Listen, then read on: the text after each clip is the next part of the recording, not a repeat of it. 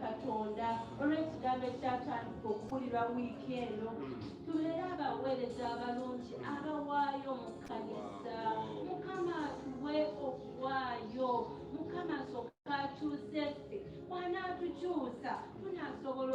tukwata kye tulina okuva mu nsawo yaffe ne tuba abawaayo abalungi ne tuba bw'atakolemu mulimu ojja kubeera n'akako kajja kuba kakuwo kakati tulina okukakabala n'ekkanisa tulina Mukama atuwe emitima egitaba emitima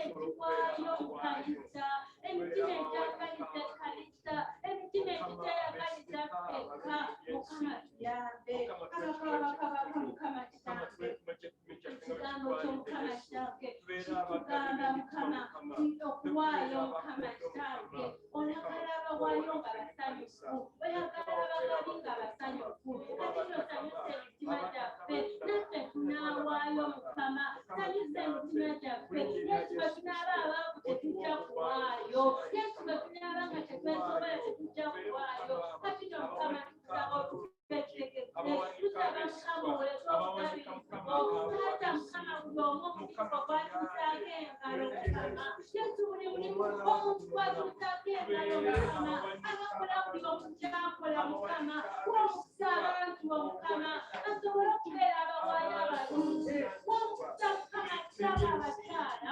w'omukisa abaami buli omu ku mirimu gyabwe gye bakola Mukama basobole okubeera abawaayo abalungi Mukama abawaayo nga basaanidde Mukama abawaayo Mukama nga beesigwa Mukama nga bamanyi kyogendo bakolera mu maaso kubanga omutima oguwaayo Mukama guba musanyufu Mukama omutima oguwaayo Yesu guba n'emirembe Mukama webale nnyo kasome mu Peetero ekisooka essula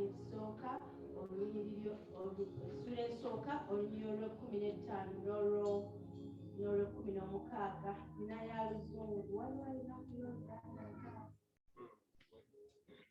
naye nga kyenatekeddewo Mukama ayagala tubeere abatukuvu nga ye bw'ali omutukuvu Yesu oyagala nnyo ebibya ebitukudde mu maaso g'Omukama tuli bibya ebize mu maaso g'Omukama twagala okuba abatukuvu Yesu kubanga oli mutukuvu naffe osobola otusaanyiza Mukama Kitaawe Peetero ekisooka olunyiriri olw'15 n'olw'16 essula esooka olunyiriri lwa 15 essula ey'okumina tugamba bwe ruti naye ng'oyo abayita bw'ali omutukuvu era nammwe mubeerenga batukuvu mu mpisa ye zonna kubanga kyawandiikibwa nti munaabanga batukuvu kubanga nze ndi mutukuvu Mukama oyagala ebibya ebitukuvu Yesu oli mutukuvu nnyo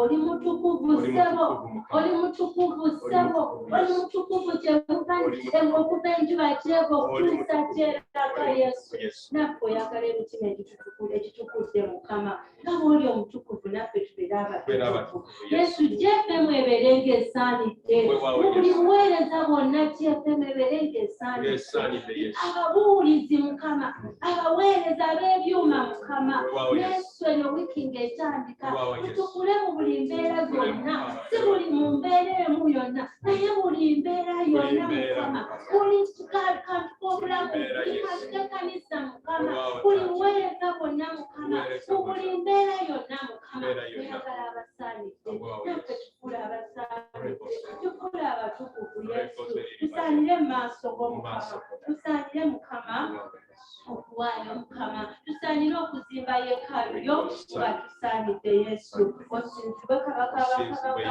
otenderezebwe Mukama okemase kati gaffe jangu oyogereko naffe Yesu totuleka kufuluma kifo kino nga kyekimu Yesu Mukama kubanga oli mutukuvu tusaanize n'ekigambo kyo Mukama kigende kitule mu bulamu bwaffe Yesu okulumidde ku nnamulondo yo ku linnya lya Yesu Kristo Mukama waffe tusabidde amiina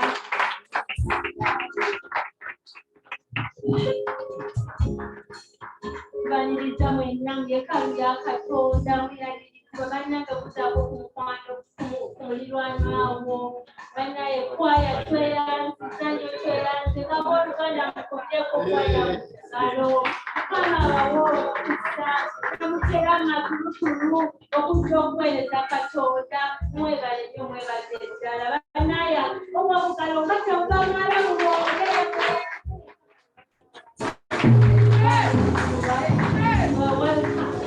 tubaniriza nnyo mu yeekaalu ya Katonda mwebale nnyo okwaya tutwala ku namulondo ya taata ekitiibwa n'ettendo tulimuddiza kakano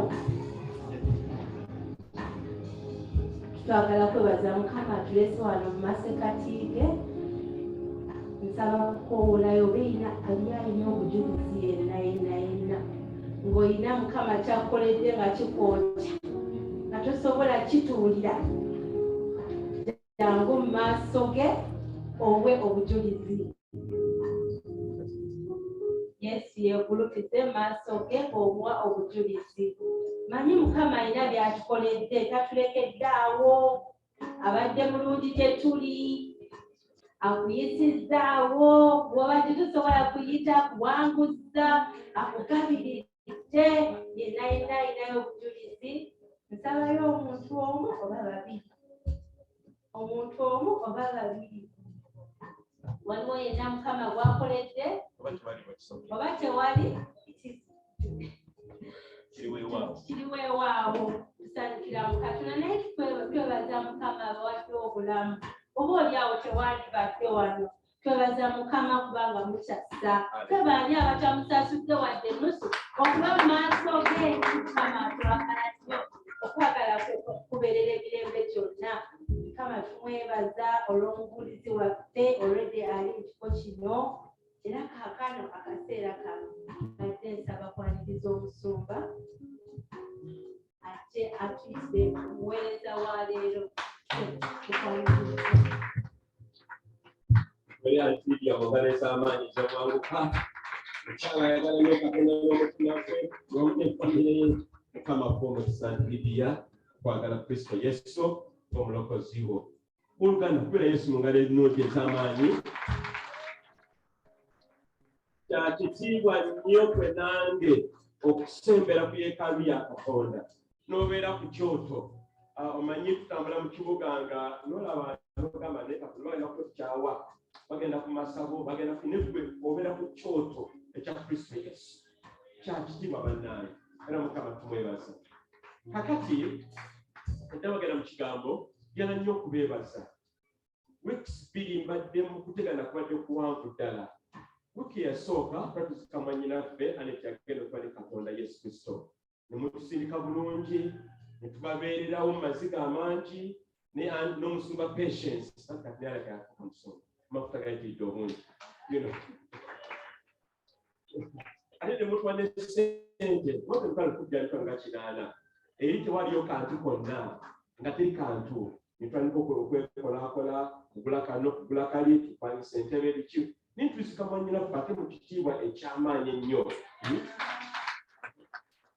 era twali bujulizi nnyo gye twamuziika ne ku kyalo era bekyalo bagamba abantu bano baleka banjawulo nnyo ddala akola omukyalo omu era mulinaanyaawo bali babeera n'okugezaawo ku muliso gwabwe bamwita Pauline Pauline oli mukusabisa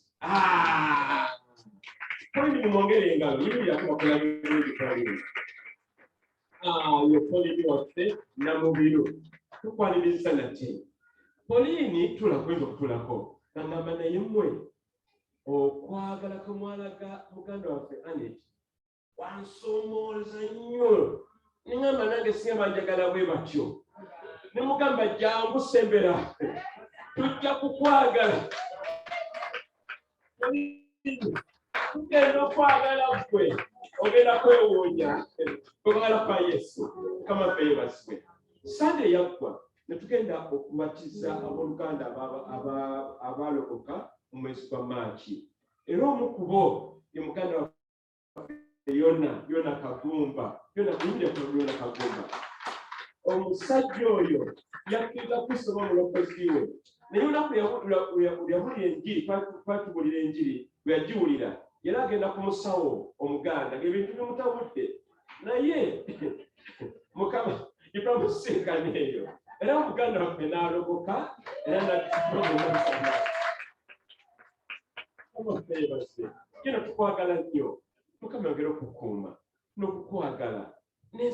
azigaziye n'emirimu agigaziye tukale mu maaso ffenna wamu. Amiina. Kale kakati weekend ewedde ebadde yali amagero nnyo. Mbadde awo nga Oluganda nkubira essimu nagamba naye Musumba manyi baatubba naye nina akantu akali ogenza okubayamba koze kantu kakyako. Nagamba gwe jangu jakalaba ate nagamba tugamu omuntu yenna yenna era bannange Mukama ansaasire omumwanga ogwogera nnyo obuteesi. Kakati nenga kikoma sijaba buli yali muntu naye wa Luganda ayagala nnyo Yesu.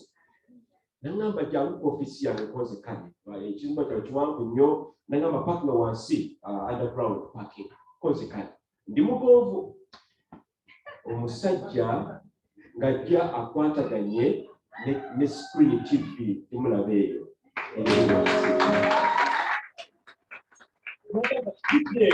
Ewerese Mukama. Bale smart TV for the 3-inch eyo emulaba. Nonki nkambwe. Naye Katonda ne bannange. Musani yagenda n'atukawa.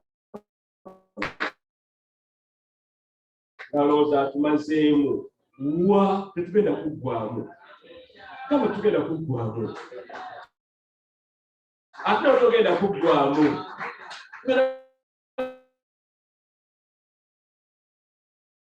Kwera b'amaanyi. Mukama tumwebaza. Mukama kuzimba Musumba. Tuzo dola jangozi none nakwibuka. Mukama kwebaza. Kati no mpisa nako lwaleero. Eno Sunday yakubiri. Gatugenda mu maaso n'okwiga ku kusoma kwaffe gwe twayitaani stewardship. Mu Luganda obuwanika obwesimbu. Tubeera abawanika na kulibaki esimbu. Sala kumala budde bungi. N'omukyalo genda okwita olwaleero mmanyidde emyaka 20 n'omusobyo. Era nzijukira nga tugenda okufumbirwa ngendo okukosa mukyala wange asinga obulungi mu nsi yonna. Omukyalo ono batwa benzi yaabwe yali ya black 190 ng'eyokya. Ne bagamba eno benzi mugitwalemu ebatambuze. Era nga gye tugamba egenda bugenzi mugoberera amateeka gaffe. Mukyala ayagala nnyo Katonda, ayagala nnyo Mukama, ayagala nnyo ekigambo kya Katonda. Tuteeke emikono gyaffe wamu tumwanirize at Margaret Ojara. You're welcome, Margaret.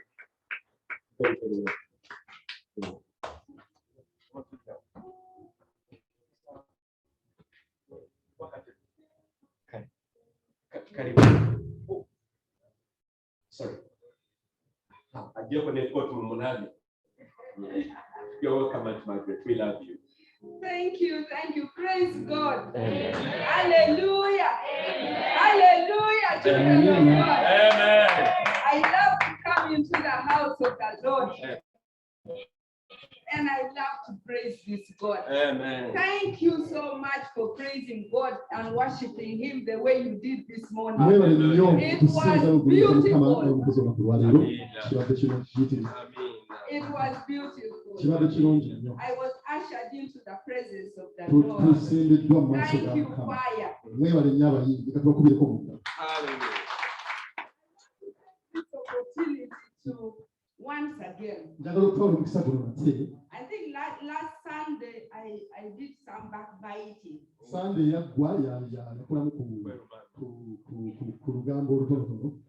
I did some backbiting on Pastor Godson. Because he was not here. Today I want to say it in his presence. Amen, church? Amen. Usually we say the good things on people when they have gone. And it is the people here who will hear. The man himself will have gone to be with us. But today I want my pastor to hear. The Pastor Godson, I love you. I told church last Sunday that you were one pastor that stood with me at a time that was so hard.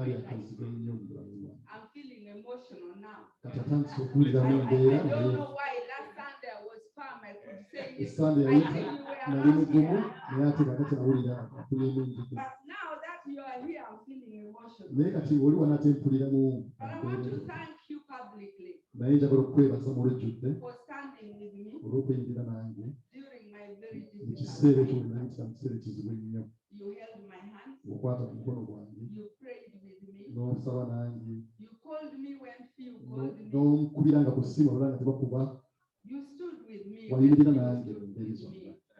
And I had many pastors, waliwo abasumba bangi but the one pastor who was a real shepherd, naye oyo yayitamu who was a ng'omusumba real pastor, omusumba yennyini was Pastor God. omusumba gw'ebisumba.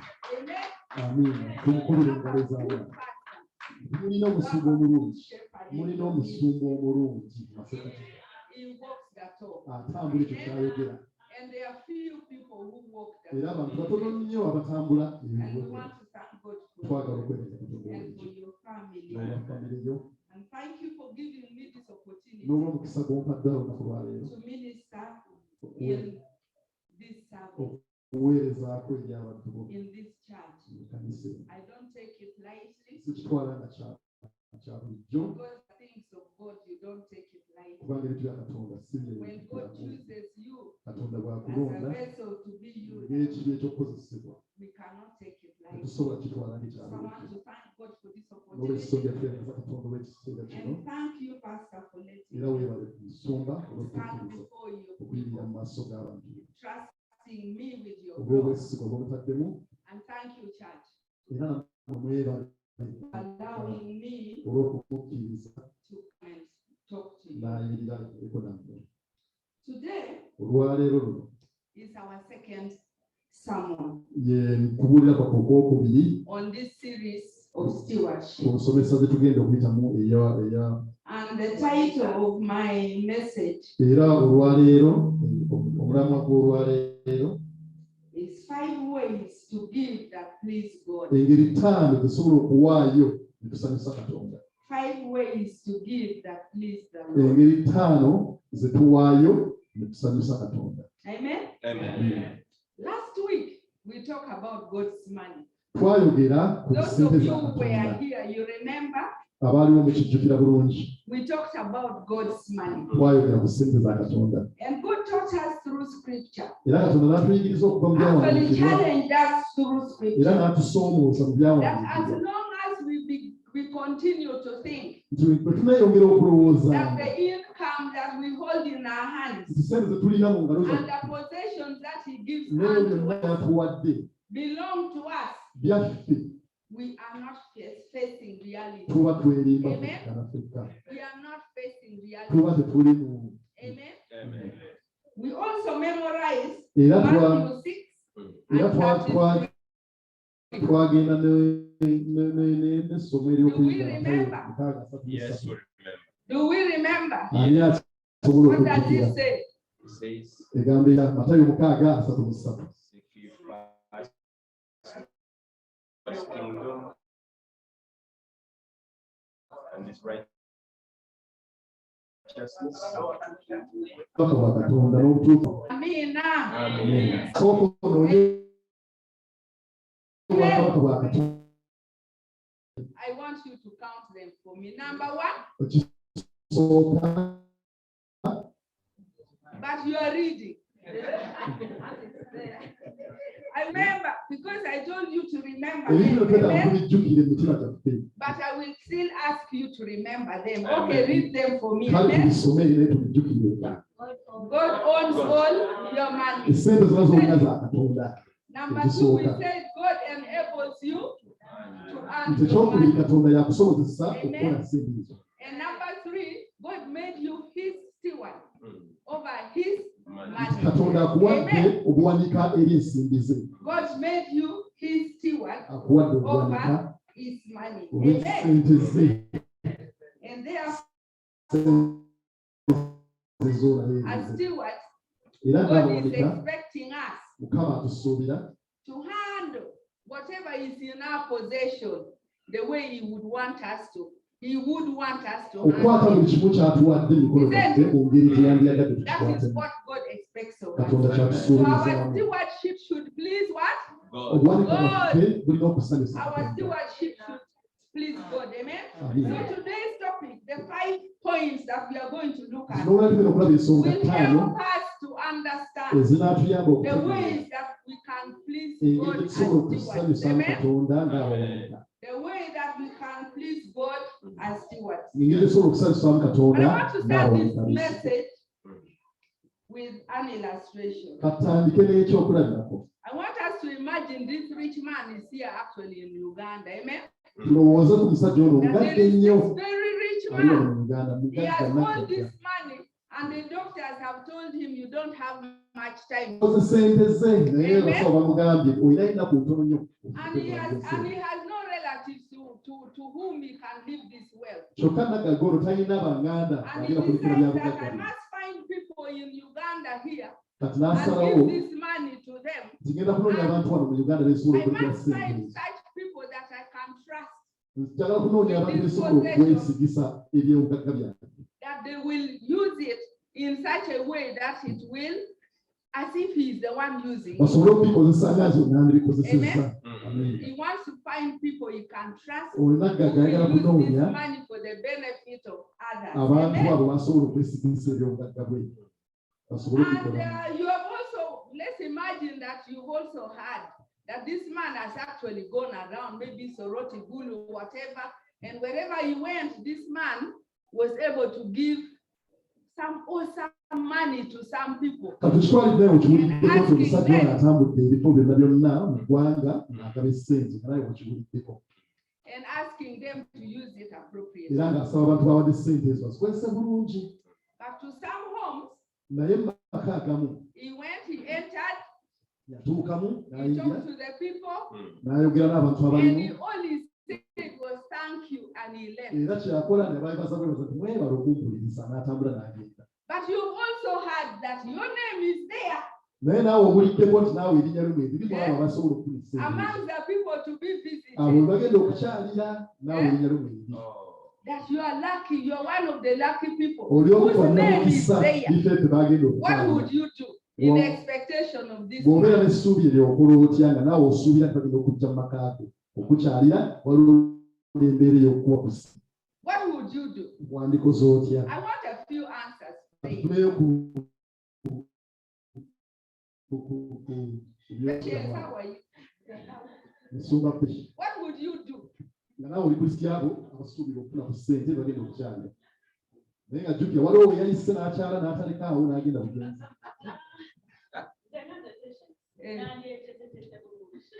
Kubanga bayinza okujja ate ne basanga nga ndikola ebitakataka neteekateeka nenyaba bulungi nenyambala olugoye olulungi ne bagamba olwo tugenda okuwa ensimbi agwani. She's going to be very smart, one of the things, Yes. as she waits for this guest. Yes. What else is she going to do? She will prepare a Clean place. the place and be very presentable. Very good. Yes, very receptive. Very good. If that was me, I would try as much as possible to find out what this man likes. Bwe mbeera nze ntuba nnyo okunoonya omusajja If ono he's ajja coming to abasente my house, kyayagala. I'm going to prepare him food. What does he like to eat? Bw'aba agenda kujja okulya ewange Is nina it okumanya chicken? kyayagala okulya. Ayagala Is it nkoko, what's meat or fish? ayagala kampunguzi oba ayagala kulya bigida. Find out all of that. Yeweera Amen. nsubinoonyeza. Maybe I will even prepare a dance group to Niza welcome. n'okuteekateeka abazinyi Amen. ne bajja omwaniriza. But the most important is the ones who got the money already. I would find out from them. Naye What ekisinga did they obukulu do bali abafuna ssente abansookayo bo that they bakola were batya able to Nazo give them that beekinoonya money? Isn't it? ne mmanya ki kye baakola nange nesobola And why is it that some people they just say thank you for welcoming me and the man walked away era ne nnoonya without n'ensonga giving lwaki an abo nga envelope? beebaza bwebaza n'atambula butambuzi ng'ona kyakwa So I would find that one, find n'ampita out that akaseera problem, okunoonyereza ku so mbeera that I am as prepared n'embeera as muteeketeefu possible. Right. Amen. ekisukkiridde As prepared as n'embeera possible, n'embeera so muteeketeefu that the favor of this man, n'esobola okufuna okuganja and he would kw'omusajja look upon me with favor, isn't it? n'atunuulira n'okuganja And want to leave an envelope in n'agamba my nga house. nteeka okulekawo That is ekibanza what I will do. But children of God, this in real life may not happen, is it? But what do we have? We have the King of Kings, the Lord of Lords. He's already dwelling in our houses. Amen. He has already told me, I know. In Revelation 3:20, I think. He says, here I come, I knock at your door. If you open, I come in. And I dine with you. Isn't it? So if we are children of God, the Lord of Lords, the King of Kings is already in our houses. But how prepared are we? How prepared are we to host the King of Kings and the Lord of Lords in our houses? Have we made him familiar? Do we prepare like the way I have told you about this great man who is coming to our house?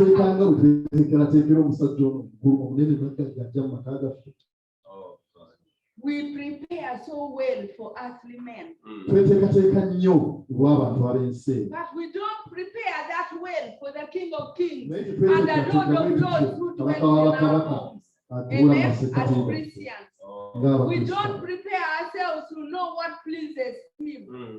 We don't prepare to know what is it that he wants me to do. What is it that I must do right so that my king is happy with me. But today, our God wants to speak to us. We are lucky that this God intentionally in his word, amen, intentionally in his word, he has taught us what he likes us. Amen. Of God, the Bible, over 2,000 references are there about how we should manage the wealth and the possessions. Amen. The book of Proverbs is full of them. And we are told in just the 3 years that our Lord preached, and of the parables that he talked about, 38 of them, 16 he has talked about money and his management, isn't it? So we are glad that God did not leave us guessing, isn't it? We don't guess what God wants us to do with money, because his word is full of it. But how many times do we go to seek in that word to find out what God wants us to do? Amen. When we get to the book of Acts 20, I want you to write it down because you will go there yourself. And verses 20 and then verse 27. Paul is telling us that there is nothing that they have not told us. Amen. There is nothing that we have not been told. They did not hesitate to tell us the things that we need to know. Amen. So we cannot claim ignorance about the things that God has spoken about. Amen. So even on money, God has spoken to us about it. So this God who loves us, who owns the world, who is our Father, who is our everything, has taught us how we can please him. Amen. And I want us to go to scripture and begin to look at the points I've told you about. Amen. Are we okay? Are we following? Yes. Church, are you with me? Yes. Nobody is sleeping. Are we sleeping? I hope I'm not boring anybody. Hello? Hello. I hear this is better. So let's try this one. So my first point is that we please God when we give, even when overwhelmed with problems. We make God happy tusanyusa Katonda when we give, bwe tuwaayo even when we are in wadde nga tuli problems. mu mbeera ey'obuzibu ennyo Amen. obugiriza That is point number one. ensonga esooka. And children of God, when I give you these points, I want you to remember. Points ziwandiike The other three, please put at the back of your mind, remember. This five you have to also remember. tujjukire ziri esatu ez'esabbiiti yayita We ate are not eziri going to ttaano forget. tuleme okubyerabira. As long as I come to stand here, I will be asking you, do you bwe remember? lunayimirira wano ojja kubamba buuza naye ne bwaligenda zijja kusigala wano. Okay, let's go to 2 Corinthians 8 katugende ku Akolinso ekyokubiri and oba Pawulo read verses 1. essula 8 olunya olusooka mu lwokubiri. 2 Corinthians 8 Abakolinso ekyokubiri essula 8 ennyiriri ezisooka to 8 to 2. era egamba bw'eti nti era tubategeeza And abooluganda. first, I want you to read. You're reading it Yes. in Luganda, please. Okay. Please read in Luganda. Olunyiriri olusooka Because this is a Luganda service. You will forgive me, but one day, this Luganda, Yes. even me, Yes. I must speak it. nzikiriza Katonda nti oluganda lwonna kulwogera And what you are hearing, Mukama akiwulidde era this akituukiriza is a confession. mu linnya lya Yesu. Amina. Amen. Okay. Ebbaluwa ya Pawulo eri Abakolinso 2 Corinthians 8. essula 8 ennyiriri ezisooka. Era tubategeeza abooluganda ekisa kya Katonda ekyaweebwa mu kkanisa ez'e Makedoniya. Mu kubonaabona okwabakema ennyo essanyu lyabwe eryasukkirira n'obwavu bwabwe obwayiga obungi byasukkirira mu bugagga obw'obugabi bwabwe. Amina. It says, and now, brothers, we want you to know about the grace that God has given to the Macedonian churches. Out of the most severe trial, their overflowing joy and their extreme poverty welled up in rich generosity. Amen. Amen. And church, I want to give you a background to this. Njagala okubawaako ku nsonga etutuusa ku kino kye tuliko kati. The background here is that Paul is trying to tell us Pawulo agezaako tugamba that the church is in Macedonia nti ekkanisa y'e Macedonia at that time mu kiseera ekyo gave while they were in great distress. yali ngabi wadde nga baalina obwavu obuyitiridde. Amen.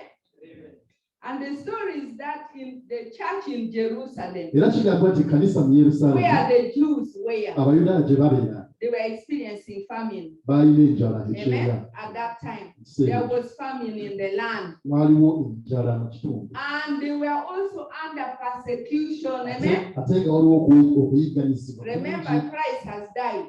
Kristo yali amaze okufa And those who were Christians were being persecuted. ng'Abakristaayo bayigganyizibwa. And so they were under distress. Era baali mu And there buzibu were bungi many without jobs. nga baali Amen. tebakola So they were in trouble. nga balina obuzibu bungi. But yeah, the church in Macedonia itself was also under distress. Amen. N'ekkanisa y'e Makedoni naye yali mu But buzibu. Paul went to the church there. Naye Pawulo n'agenda And Paul went and asked them to support the church in Jerusalem. n'abasaba bawagire ku kkanisa e Yerusaalemi. And remember that the Jews did not trust those who are non-Jews. Ate Amen. najjukira nti baali If they were to Bayudaaya trust you, you had to become a Jew like them. ng'olina kutuuka mu Yudaaya If you were not basobole a Jew, they cannot trust you. baali So bannamawanga. this church in Macedonia, these were people who were being despised by the what?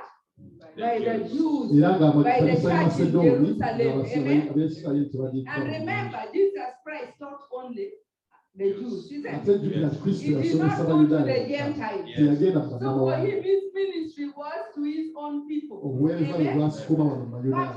before he went, he told you out and preached to all nations. Naye ate bw'aba agenda yagamba tugende mu nsi And Paul zonna understood this message. Pawulo n'akitegeera.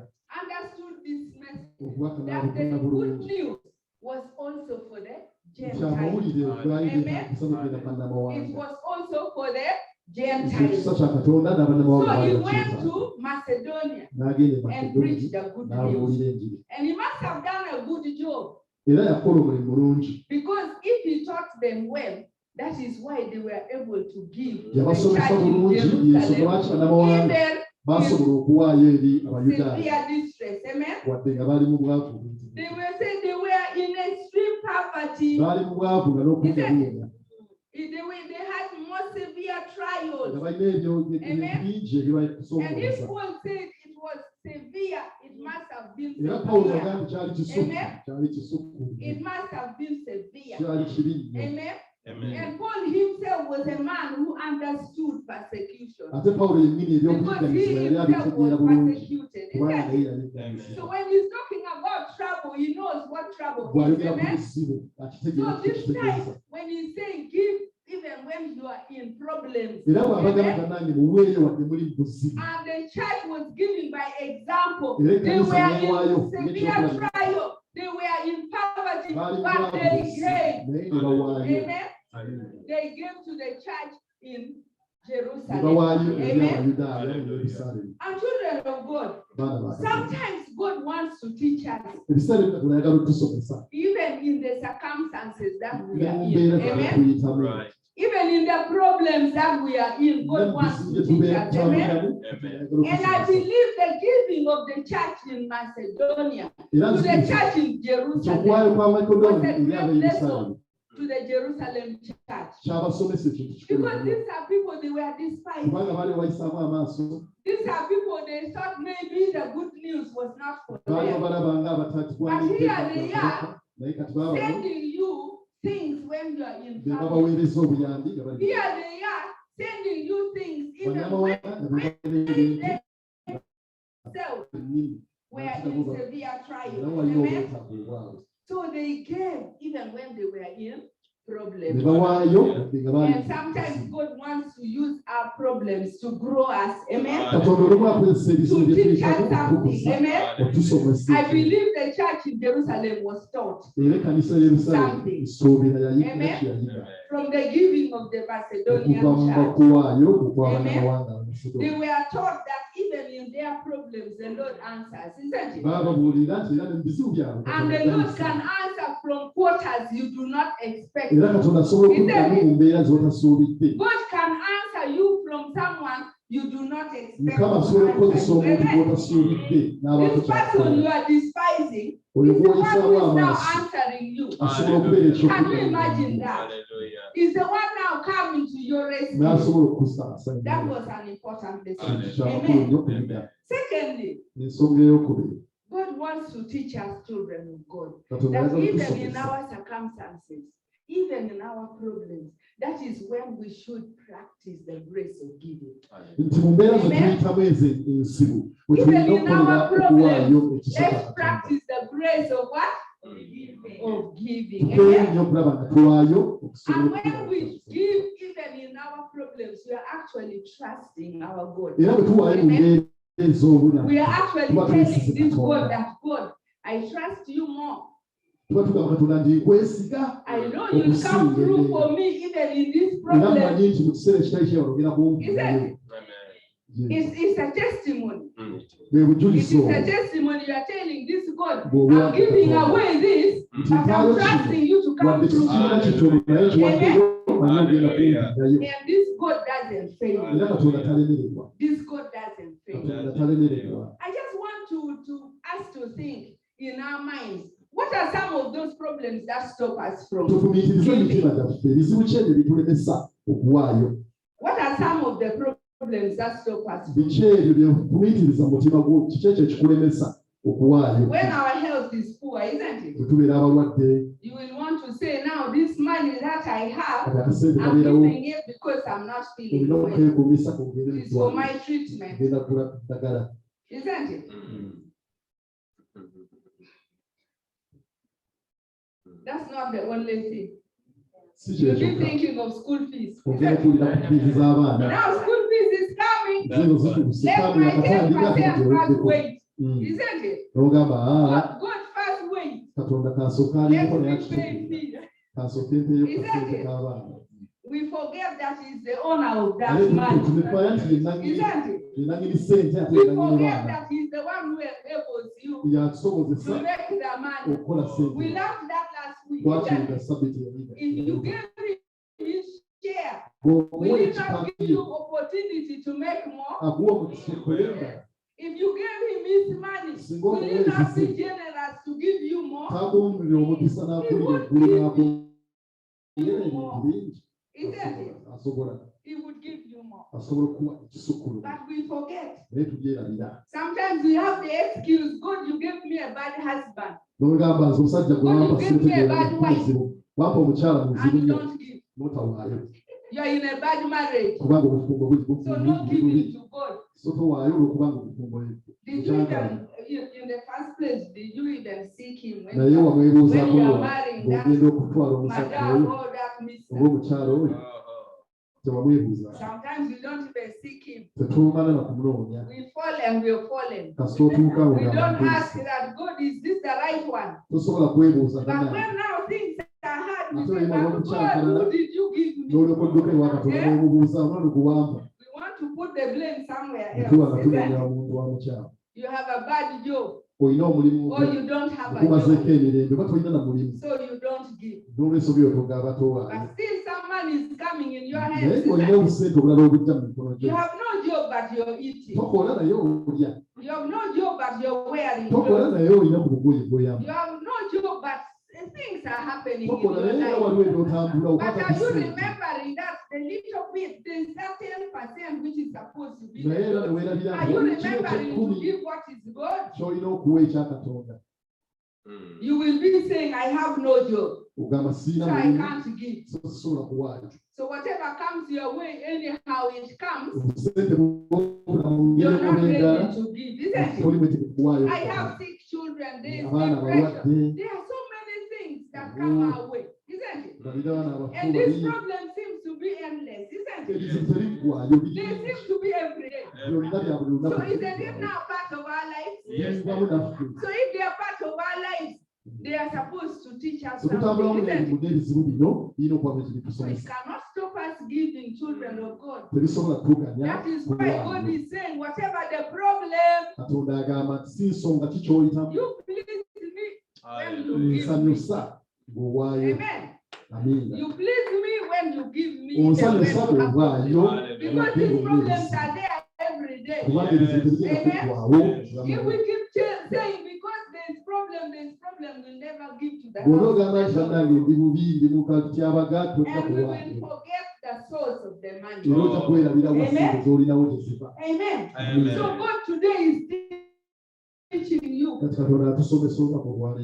Give that which is the Lord. Amen. Even when you are overwhelmed with problems. Amen. Even when you are overwhelmed with problems. Amen. Amen. I think I've driven that point home. Amen. Let's go to point number 2. The second point is you please God when you give, even though you are in extreme poverty.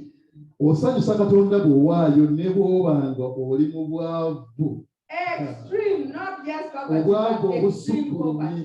Amen. So we want to understand what is the meaning of poverty, isn't it?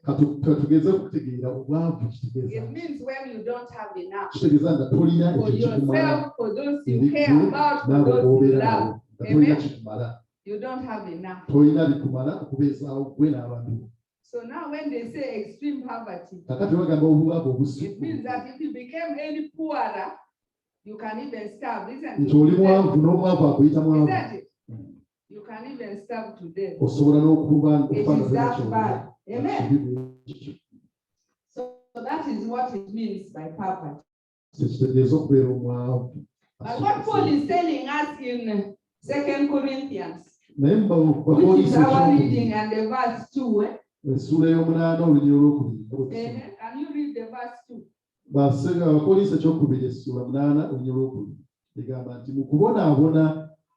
Okuwaayo ennyo essanyu lyabwe eryasukkirira n'obwavu bwabwe obwayingi byasukkirira mu bugagga olw'obugabe bwabwe.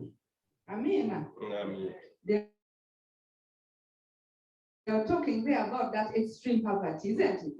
My Bible is actually saying extreme poverty. Out of the most severe trial, their overflowing joy and their extreme poverty welled up in rich generosity. They were in extreme poverty. Amen? Meaning things were really bad. But Paul is telling us the church still gave to the Jerusalem church, isn't it? They still gave to the Jerusalem church. Meaning that the church in Macedonia understood the principle of giving. Amen? They understood the principle of giving. And they had overflowing joy. How can you even talk about overflowing joy when you have poverty? And they are talking of extreme poverty. That if you were just a little poorer, you could starve to death. You hear? But they still had what? Joy. Because they had learned that there's joy in giving. Amen?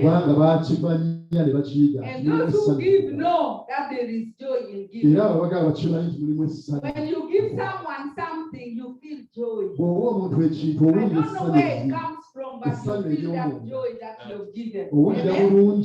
You feel that you've blessed somebody. Amen? With a little, but you've blessed somebody. Amen? And remember, in the Old Testament, those people were taught how to give the best. They give the best. The first fruit. The first son. The first animal. And you gave an animal without blemish, isn't it? Nothing without blemish. It had to be the best. So they knew how to give the best. They knew how to give the best. Amen? And if as Christians, children of God, we learn that all of these things that we have, God has given to us. The money God has given to us. Your children, last Sunday we said the children God gave us. Isn't it? Your cars or your house or your work God gave you. Isn't it? Whatever you have, God gave you. There is nothing that you own that is yours. It belongs to the Lord. So if we knew that they all belong to the Lord, wouldn't we give the best? Wouldn't we give the best? We would give the best. But you know how the enemy knows how to deceive us. We want to claim that things are ours. Isn't it? Yes. We want to claim that the things are ours. But God wants us to give. Even in extreme poverty. Amen. And the Bible shows us that sometimes God is not even impressed with large giving. Amen. Those who have a lot sometimes don't even impress God with their giving. Isn't it? God is not in. You go to Mark 12, 43 to 44.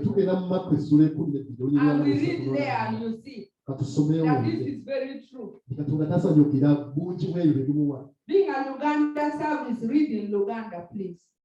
Enjiri nga bwewandikibwa Makko essula 12 ekigambo bw'ekyo n'ayita abayigirizwa be n'abagamba nti mazima mbagamba nti namwandu ono omwavu asudde bingi okusinga bonna abasula mu ggwanika kubanga bonna basuddemu ku biba bifikiridde naye oyo mu kwetaaga kwe asuddemu byonna by'ali nabyo bwe bulamu bwe bwonna. Amen. She was poor, isn't it? She gave everything. She gave everything and God was pleased. Isn't it? And God was pleased. Others also gave. But God didn't see it. Isn't it? Teyabiraba. Others gave and they gave out of their plenty. Kubanga baawaayo mu kingi And kye God balina, didn't see it, but this one who gave out of her nothing. kuba bo baawaayo bifikiridde. Little as it was all she gave. Amen. Kyonna bwe bulamu bwe It was yawaayo. all she gave. Amen. Amiina. I want us to go to point number 2. Kale ka tugende ku nsonga ey'okusatu. It says, you please God when you give beyond your ability. Osanyusa Katonda bw'owaayo okusukkuluma ku busobozi bwo.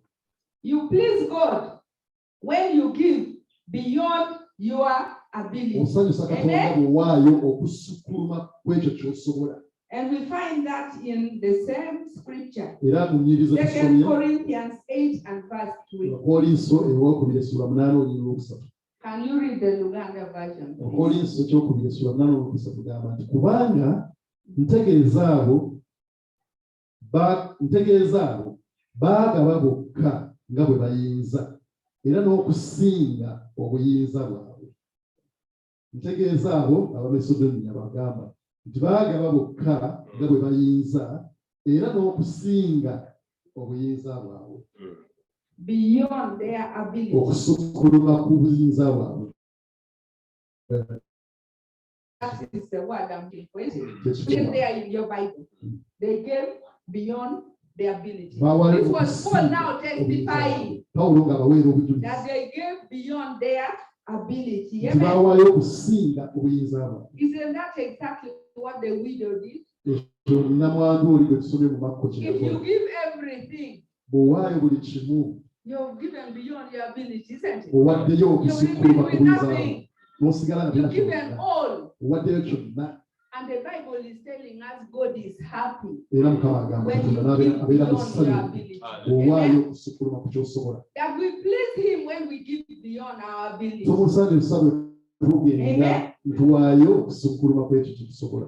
Unfortunately, we don't hear much about the widow apart from that statement. Kye twali tetwaddamu kuwulira nnyo ku Amen. nnamwandu oyo kiki ekyaddako. The scripture is kind of quiet. Ah, twali- Jesus doesn't say more Yesu about yakoma her. awo teyaddamu mwongerako nnyo.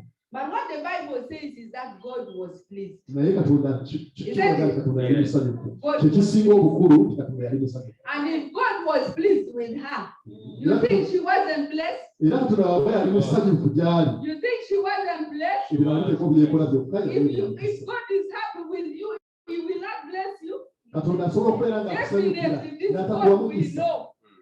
Tekisoboka. This God we have served. Katonda oyo gwe Some of tuwuliriza. us have known Him for a bit of time. Abalala tumanyi Some of ddala you akaseera are still kanene. young. Abalala But tukyali we bato can bulokozi. stand and testify Naye tusobola okuyingira that ku this mubeera God obutuukirivu. we know, Nti Katonda oyo gwe this tumanyi. God we have served, Katonda oyo gwe tuweereza. sure, if He's happy with me, Bw'aba ddala ansanyukidde I nze. can be sure He's going to bless me. Tasobola butampa mukisa. Mbeera I can be sure my answer is going to come mbeera from somewhere. mukkiriza nti agenda kuddamu essaawa zange. And sometimes He blesses you in ways you cannot understand. Era omuwako okusagenda kumanya. In ways you cannot Mu ngeri understand. z'otasobola kutegeera n'akuweeramu omukisa. Let me just give you, it's not part of what I put there, but let me just give you a testimony. Kambaweeyo ku bujulizi obutono. Because a testimony is ministers. Amen. Kubanga obujulizi Sometimes it drives the point busobola better butuusa than even the point we are laboring. bubuulira ne butuusa ensonga n'ekakka mitima gyaffe.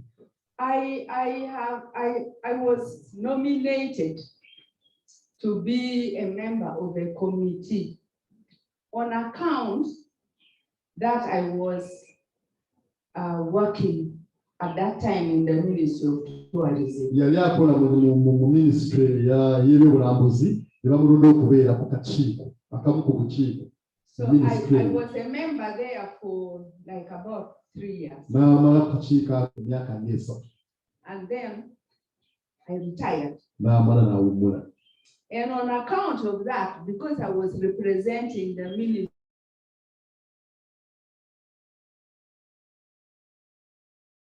organization, Era ne minisitule newandiikira ekitongole ekyo World yali Bank akola. and private sector, World that is Bank. where the committee was. Komiti yali mu World Bank kandi mu private sector. That now she's no longer away. Ogagako takyali mukozi wa minisitule And we want to bring our representative. twagala tuweereze omukiise omulala. Which is the right thing to do. Isn't it? Ekyali ekituufu okukola kubanga Even me, I knew that was the right thing. era naye yali akimanyi nti And I was ready for it. era nga yakyetegekera nti agenda kuba kakiiko okubanga awummuka. But not my God. Naye Katonda nga si bwakiraba. God said no. Katonda ye agamba nedda. Not this girl. This This girl has to sit with me. omuwala akyasobola okukiika. I did not go to anybody Teyagenda wa muntu yenna to kwegayirira. ask that please leave me. Okwegayira nti banange mundeke kakiiko. Talina gye yalaga. So they said, okay, bring your other person. Olukiiko luli nga tali mu But we want to keep our mouth. Amen. Amiina. Minisitule y'eweza omulala naye bamusigaza. We want to keep our mouth. Ne bagamba Margaret waffe temwetaaga And they go and defend it in finance. era ne bagenda n'eri abagala ensimbi mu minisitule y'ebyensimbi n'ogamba asigala And they wano. leave me for 2 years Mulekeko emyaka 2 ku payroll asigale ng'akola akasenga. to the end of that project, Epaka pulojekiti eyo which yaggalawo was last May mu May ono gwe twakayitako on 30th. yakaggalawo kati So when it ended, I said, okay, things have ended. kati ebyaweddeeko For n'agamba a month, we were home, no invitation for what? Because things are over. mwezi mulamba nga bali waka So they called us last Monday naye mande ewedde to bamukubidde come and sign the 2 minutes that you had not yet signed. ajja awandiike ku biwandiiko bye bitasayinzeeko So we go to sign the minutes. n'agenda There is no agenda for the next meeting. nga tewali agenda We are kibagenda just kukola going to sign the nga minutes. bagenda just kusayininga But they gave us tea naye ne bagwayo and the kakyala eats to go with it. n'obwokulya So when I reached, the chairman was there. I'm the secretary to that. ye muwandiisi wa komiti eyo kati So yasangawo the chairman said, chairman n'agamba Margaret, you drink the tea. I said, chairman, the quorum is not here, but can we drink? ogira olwa kacaayi olunamugamba tetunnaweera tutulinde ku He balala said, tuweerewa Margaret, let's drink this tea. n'amugamba Because tulwaki this is tetunywa our tetuliwo last tea. kubanga ye kacaayi kafe akasembyeyo tukanywe tuveewo tugende So we sit. ne batuula Eventually, we go through the minutes. ne bayitamu mu We sign, and then the girl who is coordinating the meeting says, okay, the coordinator wants to talk to you. ne basayininga kati ne bagamba aha So the kati coordinator comes omukulu to talk with us. w'ekitongole ayagala kwogera nammwe Another contract. najja n'abawa kontrakiti empya And another 2 years. emyaka emirala 2 Because they defended the project to go on for another 2 years because there was COVID. kubanga olwa covid baagamba So they twongere emyaka emirala defended 2 the same committee members to remain. era ne bagamba komiti enniri abaddeko And they said lwabasigala our Margaret must ate stay. Margaret waffe yalina okusigalako We nnyo cannot okusinga do abalala without her. kuba tetusobola And kutambula this nga tali Margaret is not going to talk to anybody to plead to have a ate position. nga Margaret talina gwe yeegayidde banange But ndekulwa who's talking for me? naye waliwo The amwogerera King of Kings. oyo katonda The Lord of kakanaka Lords. mukama He's the w'abakama one speaking on my yayogera behalf. ku lulwe Why? lwaki He's pleased with me. kubanga musanyufu eri obulamu bwe When it comes to that evening, bwe kigwana even when kugamba I am poor ne and I have no sugar in my talina house, kintu batalina and I akasigaali have mu an nyumba envelope, I have put tithe. bw'aba atadde mu I will bansa not touch it. ekyomu eky'ekkumi tasobola The kikwatako money is the Lord. wadde okusula enjala I'm kubanga not kya going mukama to fail my God. tasobola Amen. kubeekerera amiina I will keep it for God. Amen. sigazanga I kyakatonda rather drink tea without sugar. wakiri anywa kyakamazi ameere And my God is naye nga pleased. katonda yasanyukidde obulamu bwe So in the circumstances where you least expect that Margaret would be somewhere, I am there. mu mbeera Amen. gyetusuubira kuba nti ali wali mu komiti eri I think waali that is not enough. nate n'okugatta I think bwekyo this should have been my testimony for my last meeting here with you. obujulizi yatali yabuwa sabbiiti eyaggwa naye kaabuwe kaakana Last week, a PS in works. waliwo wiiki eyaggwa Yeah, pamani says, sekretary wa Margaret, minisita I want your CV. yamukubira n'amusaba CV I've not ebiwandiiko looked for him. tannamunoonya ye nga I want to put you on a board somewhere. ayagala muteeka ku boodi eri ku As I stand here, nga bw'ayimiridde wano I'm waiting for another letter. alinze ebbaluwa endala emuteeka ku komiti endala On a board in government, and I'm retired. amutwale ku boodi endala wadde nga yawummula But my God is telling me you are not tired. katonda amugamba wadde You wawummula are naye still nze useful sinnakukoowoola for this nation. okyali wa And mugaso my mu nsi God eno is putting me where He wants me. era katonda agenda amuteeka ayagala alinde And not once. si ye There wayagala are places where I've wanted and I've tried, and God has kept quiet. alina ebifo byabadde byayagala n'atabifuna katonda n'asirika And God has kept quiet. katonda ye When I'm n'abisikira even thinking it's going going to work out and it doesn't. n'alowooza nti binaayitamu. Amen. I've begun to trust this. N'asalawo nga yeesige Katonda oyo ali waggulu. Amiina, tumukubire mu ngalo ezammwe. Amiina. So give children of God beyond your Baana ba Katonda tuweeyo and okusukuma ku let mbeera God zisobola. be pleased with you the Katonda way he asobola was pleased with the widow. nga bwe Amen. yasanyukira And nnamwandu when oyo. he's pleased with the widow, Era much banaabera as we omusanyufu nga don't bwe hear yasanyukira much what nnamwandu. the Bible says about this widow, Wadde nnamwandu oyo but we tetumwongerako know she nnyo. was blessed. Naye Amen. tumakasa nti yaweebwa omukisa. I want you to read Psalms 34, 9 to 10 on your own. Tuyinza Because kusoma now Zabbuli tugiwandiike, Zabbuli ya 3 I ku 4 have put in a testimony that was not part of olw'okuba it. twadde obujulizi naye nga But tubadde please bukulu read nnyo. it. Naye tugenda Because it tusome tells you that those who fear the Lord, tebaali amen. baako kye babulwa. Do you fear you're good enough not to lack anything? Tebabulwa kintu kyonna abeesiga Do you Mukama. trust him enough that he's going to come through? for you? Omwesiga nti agenda kuviirayo. The Bible is telling me here that the lions will grow weak, Bayibuli yetugamba wano nti obwana b'empologoma bubulwa ne babulya ne but bubeera those enjala. who seek the Lord will lack Naye no abanoonya good thing. Mukama Amen. tebabulwenga Lack kantu nothing. konna. And the Macedonian church were just, the church was like the Era widow. ekkanisa y'e Masedoniya They gave yakitegeka. beyond Ne their bawaayo ability. okusukkuluma And Paul is kw'obusobozi. testifying of this. Era Amen. Pawulo abaweera obujulizi. So when we give beyond our ability, the Lord sees. Amen. So bwe tuwaayo okusukkuluma kye tusobola, Katonda alaba era God abeera wants us, musanyufu. that is giving sacrificially. Okwo kwe tulina Amen. okuwaayo Giving us a sacrifice. Amen. okuwaayo You know ng'esaddaala. you have nothing else Nga left, weesaddaasi tulina ky'olinawo. naye but you n'ogamba nti sacrifice that little naye n'owaayo ekyo kitono ky'olina for the Lord. mu kwerekereza ku bwa And Katonda. surely this God will not remember you. Katonda tayinza kutakujjukira. God loves it when we give it Katonda ayagala bwe sacrificially. tuwaayo n'okwewaayo. But today there are very few people who can give Naye sacrificially. olwaleero bantu batono abasobola okuwaayo Very few. mu kwerekereza okwo. We want to first give for our rainy season. Twagala tweterekerewo We want atenkya, to first give for the school fees. tusooke tuweeyo ku We fiizi, want to first pay the bills. tusooke tuweeyo eza renti, We want to pay whatever. landlord akulubi. And when all that is done, Byonna weemala okuggwa what is left is n'olwokola what we give obusamamiro God. obusigaddewo ng'obuleetere wa If it Katonda. is coins, we will give the coins. Bwe zibeera mu nusu ne tuweera ennusu. If it is 10,000, you say, God, that is what is Ne tubeera there. omutwalo I'm being a ogugwenkisiza responsible father. olw'okuba ndi wa I'm being a buvunaanyizibwa, responsible nina mama. obuvunaanyizibwa bingi, I'm nga being a taata na maama, responsible human being for ndi my muntu wa household. mwesigwa eri But we akakaaka. have forgotten how to give Naye sacrificially. twerabira nti olina Amen. okuwaayo ng'ayo But God waayisa. loves it when we give it Mukama sacrificially. akisanyukira Amen. bwe twewaayo ne tuwaayo. Some of us will say, at the moment, I'm not able to give. Oyinza okugamba nti essaawa eno sisobola kuwaayo. And why are you saying at the moment I can't give? Lwaki Because ogamba you have ekyo? all these things lined up that you want your money Kubanga to olina ka go to. lisiti k'otegese okukola. All these things lined up. So you will boldly say, at the moment, N'ogamba leero I sisobola, can't give. sikyasobola kaakano. But the church in Macedonia Naye ekkanisa y'e is Masedoniya teaching us that if you look carefully etusomesa nti around you, you bw'otunula ne will see there weetooloola is still something you can give. ojja kulaba nti waliwo ky'osobola okuwaayo. There is still something you can give. That's something which is beyond your Okyasobola ability. okuwaayo Amen. kisukkuluma ku busobozi bwo. And remember, children of Era God, njagala okubajjukiza abaana ba our Katonda. giving is not only money. Okuwaayo kwaffe si ssente zokka, nsimbi zokka. That also the church has forgotten. Tukyerabira nnyo ntooza nti ssente zokka Katonda zaayagala. We want only to give money. Tuwaayo ssente zokka. But the matoke which grew in our garden is all ours. Naye ng'amatooke g'omu nnimiro gonna gaali gange. The groundnuts which I have grown, Ebinyeebwa it is byange ten nze nga bucks, is all byesingira mine. byonna byange. Isn't it? Bwe tulowooza. The millet is all mine. Kakabeere kalo ako kange n'abantu bange. But God says, Naye Katonda agamba bwange. these are his things. Isn't Byonna it? bintu bye. 10%. The Ekimu Lord. eky'ekkumi ku byo kike. So, look carefully. Tunula Is tunula there something else in waliwo that house ky'osobola.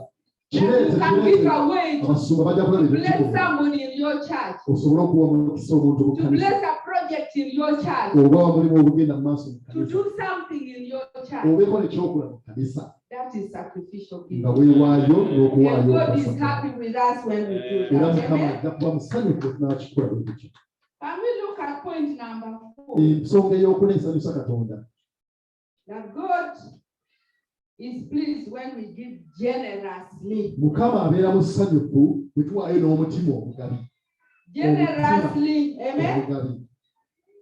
And we find that in 2 Corinthians Era 8. Bakolinso gye tusomye mu ssuula We ey'okunaana. have read it, but we'll read it again. Twatusomye dda era Amen. tutusome. Because we want this point to sing. Ebintu bino sobola Amen. okubeera mu mitima. So can you read the Luganda version, please? Ngenda kuddamu nsome Eight. Abakolinso ekyokubiri And verse 2. olunyiriri olwokubiri. Lugamba bwe luti mu kubonaabona okw'abakema ennyo essanyu lyabwe eryasukkirira n'obwavu bwabwe obwayinga obungi lyasukkirira mu bugagga obw'obugabi bwabwe. Amina. Amen. He is happy when we give what? Mukama abeera musanyufu bwe tuwaayo n'omutima How did omugabi. Paul say it? Pawulo akyogera atya? They gave generously. Baawaayo Amen. n'omutima God is omugabi. happy with a generous giver. Katonda Amen. asanyukira omutima omugabi. God is not happy when we are singing Katonda tasanyuka ng'oli with mukono our gamba gift. n'ebinero byakuwa. When we give it grudgingly, you rather not give it. Bw'oba owaayo nga weesigasika asigaddeyo When you give wakaasi. it painfully, you rather not give it. Bw'owaayo nga oliwaayo mu bulumi lwakiri obutawaana. Have you felt in that moment when you're giving your tithe and you felt like, I wish I didn't have to give this? Wali owuliddeyo ng'oleese ekibaasa kye kimu ky'ekkumi n'ogamba Is that it? nezo nandibadde sizireese leero. If you felt like that, you gave it grudgingly. Bw'oba owulira ekyo ogwaliwawa wakuba mpewo. You did not give it with one hand. Tewawaayo na mutima You omugabi. did not give it generously. Tewawaayo na mutima ogwo. You were not happy to give it Tewali to the house musanyufu of the nti Lord. owaayo. It was like because it is a Wali demand. otuukiriza mukolo. It is demanded of you, so you must give. Olw'okuba nga Bayibuli egamba kale kamale gakikola. Please let's give generously. Katuweeyo n'omutima omusanyufu. It doesn't have to be a big gift. Tekiteeka kuba kintu kinene nnyo. Small as it is, give it generously. Ne kabeera kantu katono Amen. kaweeyo n'omutima ogwo. Whatever it is, give it generously. Omutima Amen. ogwo omuweewo ogwagala. Amen. Amiina. We are really ungrateful people when we serve a generous God. Tubeera abantu abakadde abateebasa. Yate nga Can you imagine tuwaayo. how many people are there in the world? Abantu bangi nnyo abali mu nsi muno. But God has you in mind. Naye Katonda akulira ku mmeeme ye. Amen. Akuwandiise mu God bigambo bye. thinks about you in the Akulowoozaako buli bbanga gwe nga gwe. God thinks about blessing you, Akulowoozaako engeri gy'anaakuwamu of omukisa. giving you something. Ayagala kubaako ne And gy'akuwa. when God gives you something, you are still again not willing to give. Ate bw'abaako ne kyakuwadde ate n'otabaala. And He has already told you, you use Ate nga 90% yakuwa agamba nti of ekyenda this which kikyo. I've given you. Ekyenda kikyo But just kulaba bw'oyagala. 10%, Naye 10 lino take it to my storehouse bireete wano mu nnyumba yange. so that there is also Wasobole okubeerawo emmere in y'abasumba my house, isn't it? n'abaweereza. The church has so many projects. Ekkanisa The eyina church ebyokukola has bingi. so many people to help. Abantu bangi bye twetaaga And okuyamba that ebyo. is the 10%. Kakati ekyo kimu It eky'ekkumi goes to doing those things. kikola ku bintu Amen. ng'ebyo. So when we are not generous in our giving, Bwe tutawaayo n'omutima omugabi, we are crippling the church. tukanenya Amen. ebikolo by'ekkanisa. We are crippling the church. Tulemasa ebintu We are by'ekkanisa. crippling the work of God. Omulimu Amen. gwa Katonda tugulimba. So if God is generous to us, why are we stingy? Katonda bw'aba abadde mwesigwa eri ffe. Lwaki tutulikako n'okugamu? Why are we stingy? Lwaki? If we know that everything is His, Oba tumanyi nti ebintu byonna bibye. why do we find it so difficult Lwaki to give the kituuka part okuwa which ku is His? kintu ekikye? My son, tell me, Ntabani. why is it so difficult to Emma. give the part which is the Lord? Eh?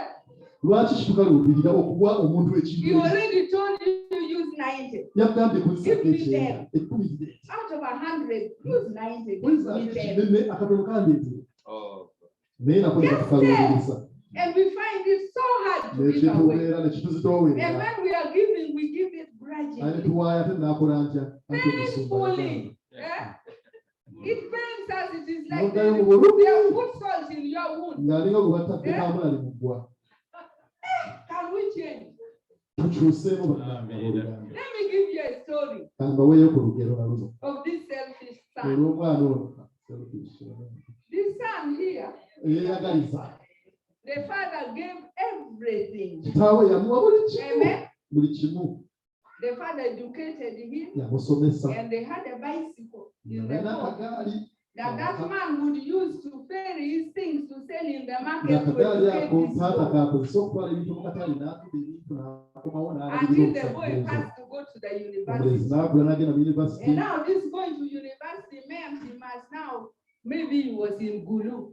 Kati olw'okuba oba kale Now he yalinga must Gulu. go the bus from Alina Gulu come to okulinnya Kampala, a new ate Kampala place. nti baterere nga yero yokka. Maybe he was even walking on foot. Now the father is saying, university, there must be shoes. Nga tolina okwambala engatto mu You yunivasite. must now have also suitcase or something. Weetaaga ne keesi. So the man sells his bicycle Taata n'atunda so akagaali. that his boy may have the things he needed to come to Omulenzi the asobole okufuna university. ebintu byetaaga okujja ku yunivasite. He came on a scholarship, N'ajja nga gavumenti but ekola. those small things that required that bicycle to go, Naye byetaaga the ebirala bicycle went. Okay? byetaaga The father is now without bicycle, walking on foot. kati taata atambuza This bigere. was the bicycle helping him to take his things to the Eggaali yali market. emuyamba okutwala ebintu mu katale naki kate This kyaliwo. boy becomes successful. Omwana n'ayitamu bulungi. He finishes and the first thing he thinks about buying is a motorcycle. N'amala okusoma era n'alowooza nti agenda So he kuzina. buys a motorcycle, everybody is excited and he sends a message home, I now have a motorcycle. N'agula akapiki ka booda buli omu n'abeera musanyufu. Soon he had enough money to buy a car. N'akola n'atuuka n'okugula emmotoka. And he sends a message home, Daddy, now I have money to buy a N'aweereza car. ekkanaka nti nina ssente ezigula emmotoka. And the daddy now says, okay, can you send me money to buy a Kati bicycle? bagamba kati n'ompitirayo kasente nzizeewo akagaali. Or send the motorcycle now Oba home waakiriweereza kapiki. so that it can now help me with my farm Kanyambeyambeko work. ku bintu byange eby'omunnimiro. And the son says, but daddy, I have to sell that Omwana motorcycle n'agamba so that I can chop the money I have, kapiki then I can have the ngereko car. nsobole okugula emmotoka. So if you were that daddy, how Kati would bw'obeera nga you be? gwetaata olowooza otya. Very disappointed. Owulira nga weddemu amaanyi. This is a son who knows Omwana ono that the akimanyi bicycle was sold so that he nti can akagaali come. kaatundibwa asobole okujja okusoma mu kibuga. Isn't it? Naye But tasobola now you're kikka. thinking of yourself only Yeewozaako yekka. to ride a motorcycle and now graduate to a car. Ave And you're kapiki not agende thinking mu there mmotoka. must be a bicycle home Nga there. tayinza nti asobola okuzzaayo akagaali kali ewaka. Isn't it? So sad. Kibi nnyo. But that is us, Pastor. Naye bwe tutyo bwe tuli You're saying so sad, that is us. musumba bwe tutyo bwe tuli God bonna. does everything for us. Mukama atulina Now when it byonna. comes to us to give the little, Ate bwe tumala back to okuyitamu God, we are naye giving excuse. ne tutandika I must okuweereza. pay fees. Even by the way, sometimes it is as ridiculous as I cannot pay my tithe this money because I'm putting money together to buy a car. Era olwo tugamba nga sinza kuwaayo ekintu kyaffe kwagala kugula akamotoka. Nange takisi ngikole. So we are easy to castigate this young man, Naye but we are like that. omulenzi oyo tumusalidde mangu omusango naye na Mama Margaret, how can you go back with that boy? era God is oyinza okugamba not nti poor. "Yii, lwaki otuwe Which is true, isn't it?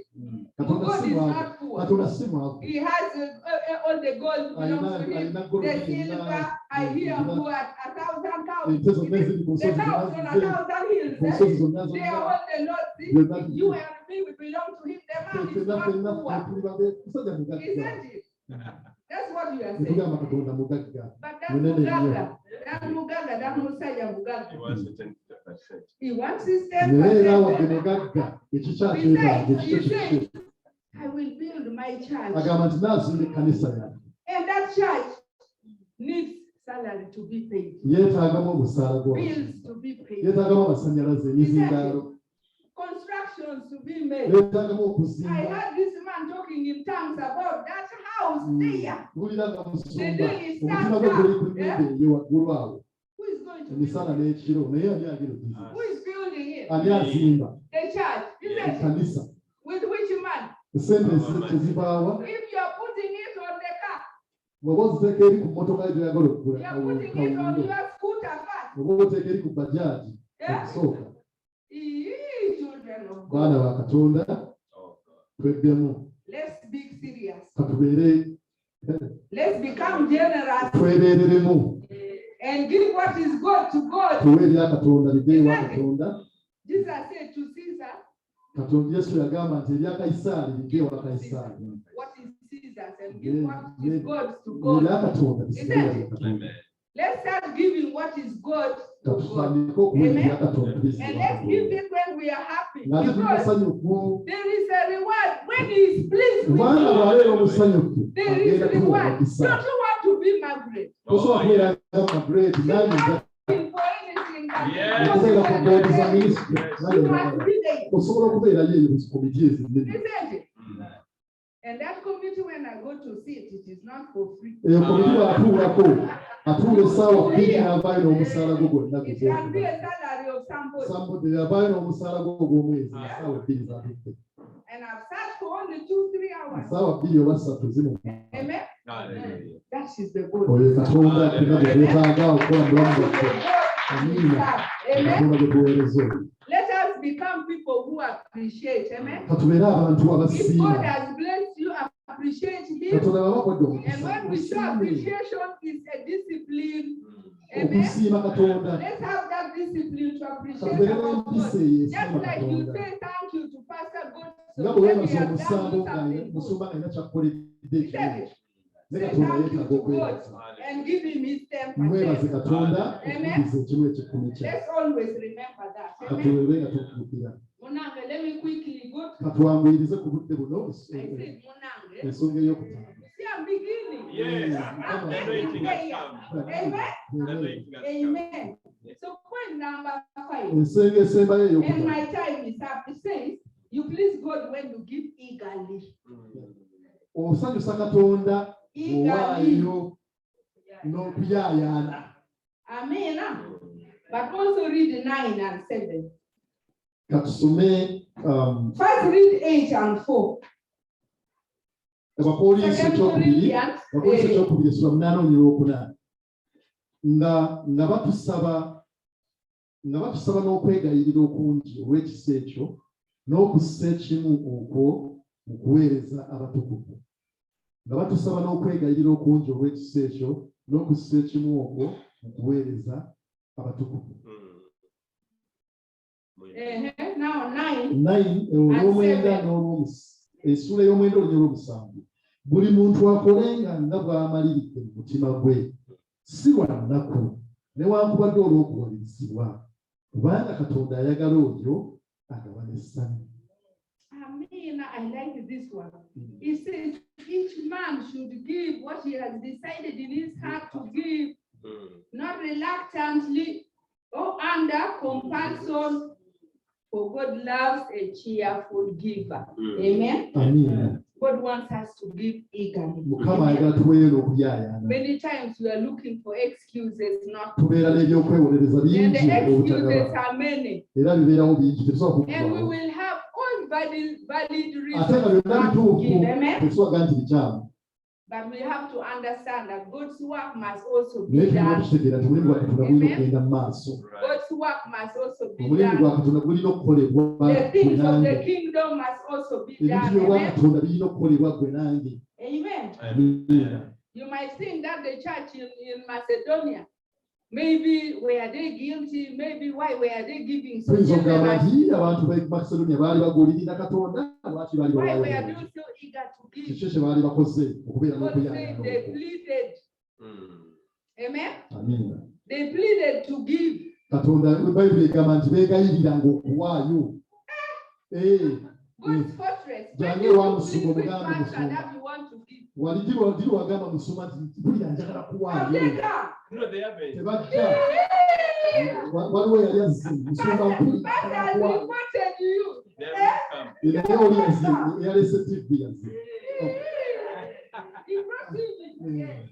Somebody needed to give. Hallelujah to that one. I'm sure God is pleased with that one. Yes. The one who pleaded. Mukama mulungi. Let us be people who will plead. Tubeere abantu abaneekubiriza The Bible is okuwaayo. actually saying it is a privilege. privilege. Mukama Bible yegamba nti kya mukisa. That it is a privilege to give. Amen. Kuba ba mukisa okuwaayo. It is a privilege to give. Amen. Let us stop thinking about just ourselves. Amen. The church in Macedonia stopped thinking about themselves, but they were also thinking about others. They were not consumed with their problems, but they thought about others around them. Amen. And we have just read 2 Corinthians 9 and 7. That God loves a cheerful what? A cheerful giver. May God count us to be amongst those people who are cheerful givers. Let us not be forced. Let us not feel that we are being demanded to give. Let it come from our heart. Amen. That is what 2 Corinthians 9:7 says, isn't it? Let each man give from his heart. What he has come in his heart to give. Not reluctantly, but give cheerfully.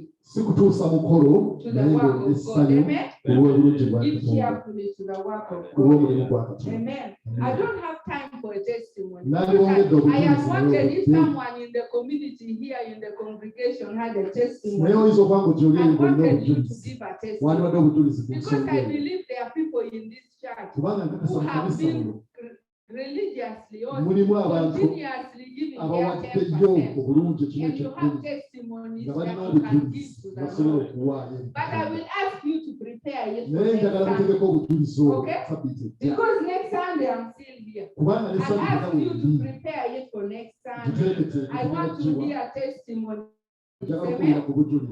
Okay. I want our memory verse for this Sunday. For this week. So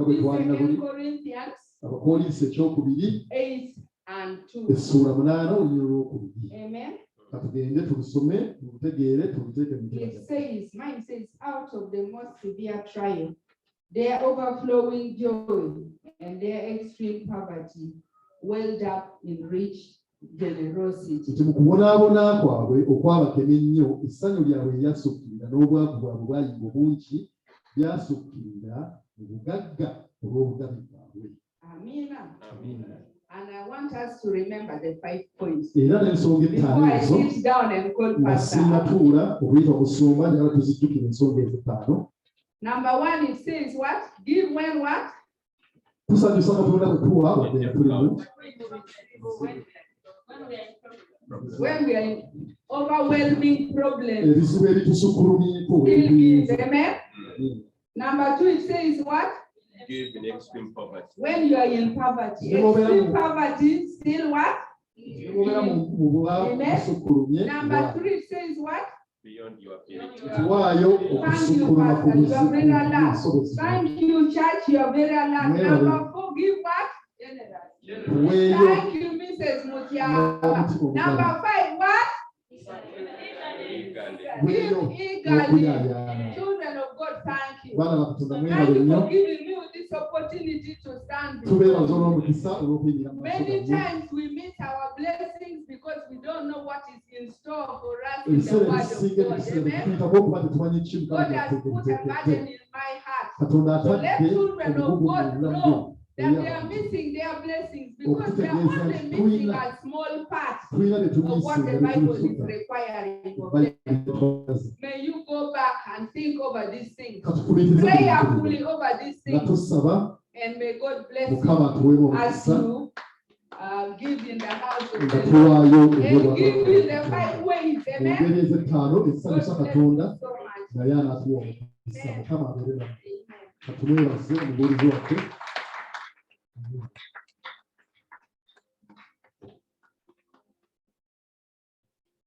Thank you so much, Mama Margaret. Tuanze again, Mama Margaret. And you down.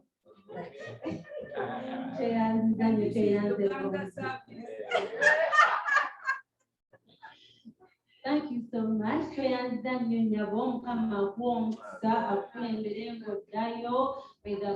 May God bless the works of your hands. So you preached on such a sensitive topic. has reached home, bituuse waka, bituuse mitima gyaffe, tujja kuwaayo ne bwe tunaaba nga tuli mu bizibu. Mukama tumwebaza olw'ekigambo, katwongere tukubire Mukama engalo ez'amaanyi olw'ekigambo kyaffe tukyanirize mu mitima gyaffe. Era Mukama tukwebaza.